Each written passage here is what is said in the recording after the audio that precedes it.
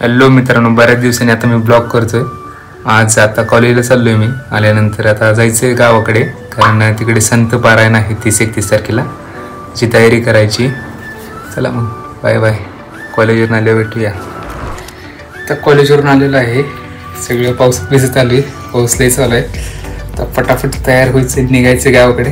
2 मिनिटात लगेच तयार होतो, तर निघूया गावाकडे। मग चला, आता मी रेडी झालेलो आहे, आता निघूया गावाला। थोडंसं इथून सामान घ्यायचं आहे बुकस्टॉलमधून, सामान घेऊन लगेच निघूया। चला, आता मी रेडी होऊन निघालेलो आहे।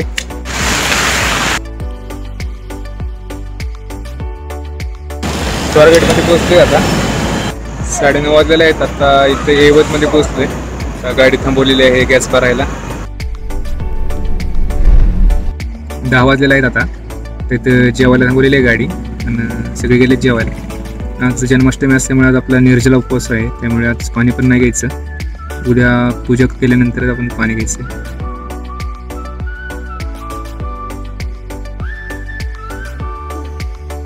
काय म्हणते, नाव घेते की नाही? पाणी पोचलेलो आहे घरी मध्ये, भेटूया तो दिवस काय।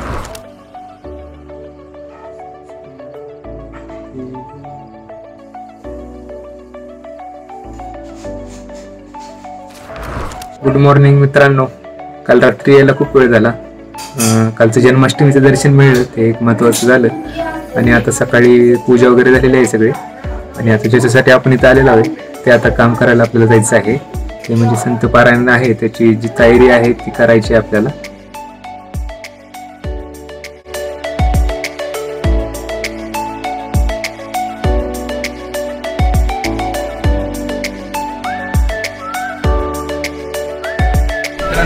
निमंत्रण पत्रिका आहे आता दिलेली आहे, जे माझे सरपंच आहेत जे माणसं आहेत त्यांना निमंत्रण पत्रिका दिलेली आहे। आणि आता आम्ही लिस्ट काढतोय किराणा मालाची, काय काय जेवणासाठी लागणार आहे त्याची।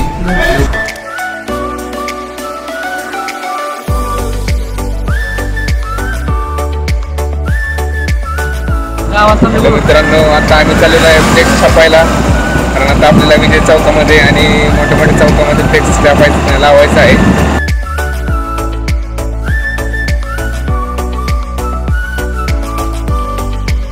हॅलो मित्रांनो, आता आम्ही दोघांनी फ्लेक्स तयार करून दिलेत सोडायला। त्यानंतर गाडीत पेट्रोल भरत आहे आम्ही, आणि त्यानंतर पुढचे काम जात आहे। तर लवकरच आपल्याला पुढे माहिती आमचे अधिक भैया देतील। आम्ही निमंत्रण पत्रिका द्यायला चाललेलो आहे, माजी सरपंच आहे तिथले त्यांना, आणि भरपूर जणांना निमंत्रण पत्रिका दिलेली आहे, आणि बॅनर पण छापून झालेला आहे।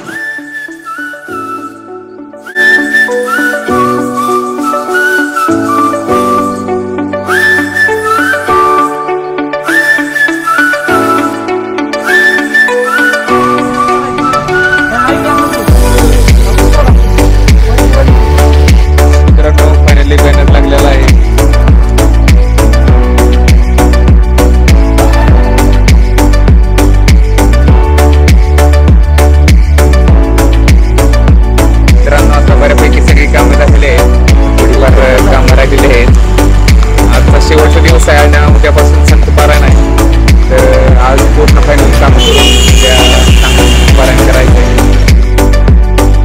मित्रांनो, आता आपलं बऱ्यापैकी सगळे काम झालेलं आहे, आणि आता फक्त मरक्युरी आणायला आपण आता आलोय। बाकी स्टेज वगैरे सगळं दिलेलं आहे।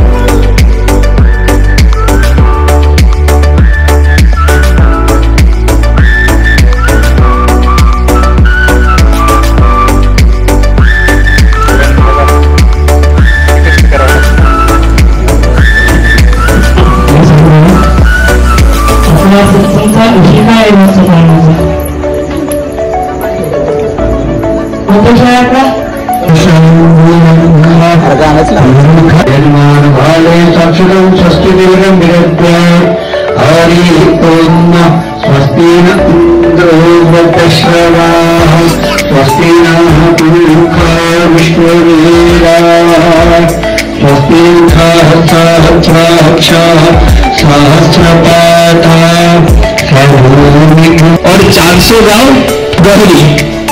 अर्जुन ने पूछा कि इतनी बड़ी गांव होती है? कृष्ण भगवान ने बताया कि आप बात तो सुनो।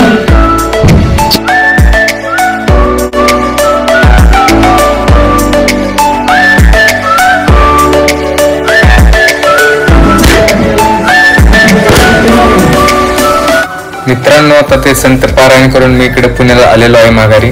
तर पारायण अगदी व्यवस्थित झालं, काही अडचण आली नाही. आता जरा पावसाचे दिवस चालू आहेत, पण त्या 2 दिवस पाऊसही चांगला काहीच पडलेला नाही आणि कार्यक्रमात काहीच विघ्न आलेले नाहीत. एकदम व्यवस्थित संत पारायण झालं आणि तिथले सगळे जे माणसं होते ते पण खूप खुश झाले. रात्री खूप वेळापर्यंत आम्ही संतांसोबत चर्चा करत बसलो होतो. खूप मजा आली तिथे सर्वांना आणि आम्हाला पण खूप मजा आली.